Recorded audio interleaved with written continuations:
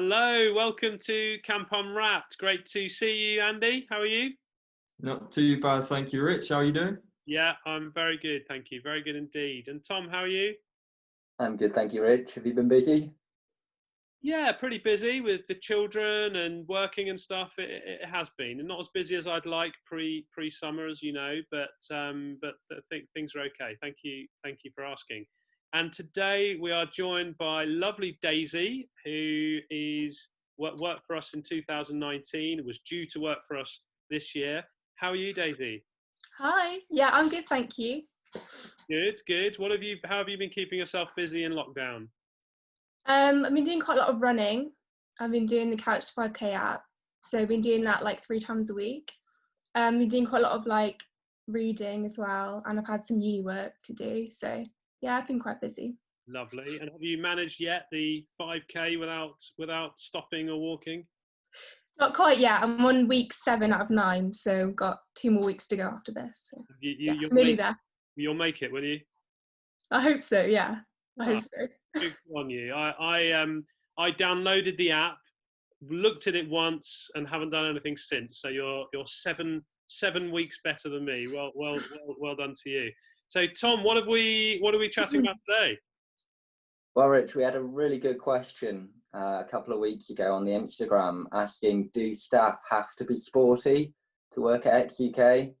And we thought, no, that's absolutely not the case. So we decided to get Daisy on to talk about it and talk about, what Daisy's experience is at camp, what her favourite activities are, and to see what she has to say about that.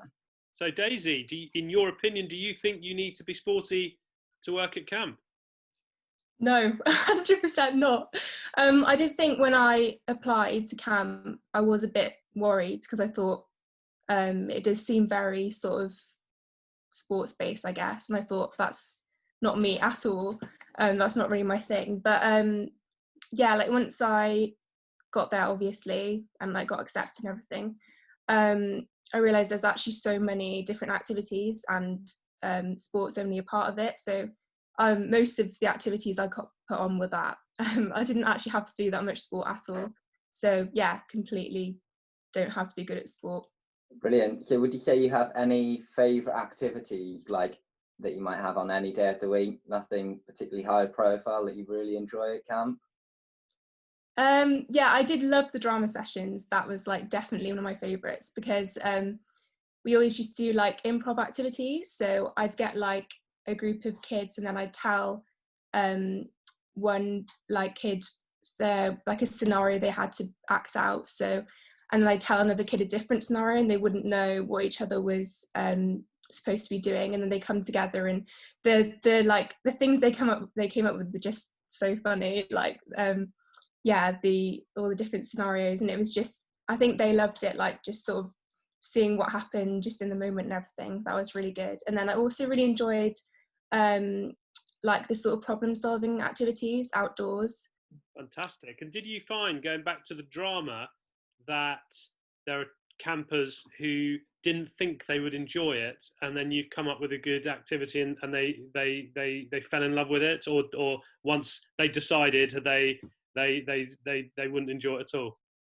Yeah, definitely. I think people have like kind of a preconceived idea of drama, of like what it's supposed to be, and they think it's really like it's always got to be like putting on this big performance and like sort of being this really out there character and stuff. But I think I kind of made some of them realise that it doesn't have to be like that at all, and it can be sort of very like, I guess like kind of like something more realistic, and like, they could act out these sort of like real life stories and make it a lot of like the humour that they brought in could be like, it could be actually like really funny. And like a lot of the like the little activities that we did, like even the games, they ended up really enjoying. Like some of the games I think they found so fun because they just weren't what they expected it to be. Andy, would you say you've got much experience of doing drama related activities at camp? I would say before I was activity manager, no. I had very little to do with the drama side, the art side, and I was mostly, run sports activities. But since moving to being activity manager, I have had a lot more to do with the drama side. And I do see it. I do see kids that I've known to do only sports activities, take up a drama activity and absolutely love it.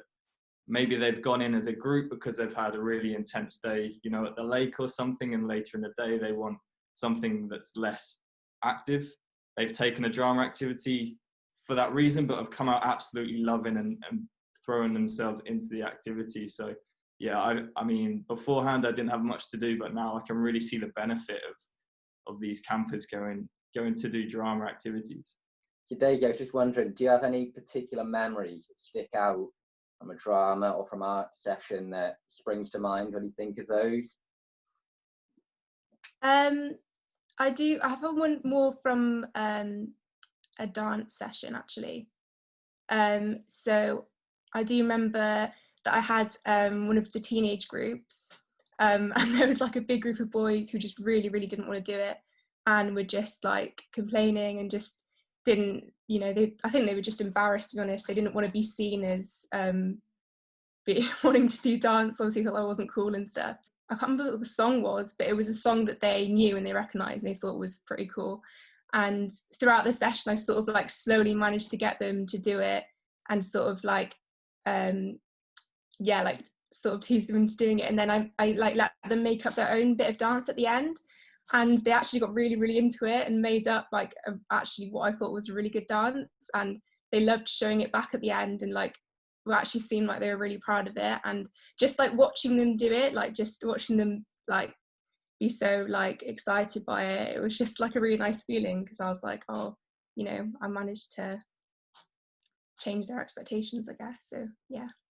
Andy, have you seen much of where kids have maybe not been that enthusiastic going into an activity, or not wanted to choose something, but then they've gone along and found something new and really enjoyed it? Yeah, I think that happens a lot more with the drama and arts and that side of camp rather than the sports. I think kids that come into sports activities, you know, they know what they're expecting, and if they're up for it, they will choose it, or they'll be ready for it, and they'll know exactly what's going to happen. Whereas with drama, like Daisy's saying, and even with art, like with mod rock or with the hammer beads, kids will go into that, especially teens who are sort of not into that sort of thing normally in day-to-day life.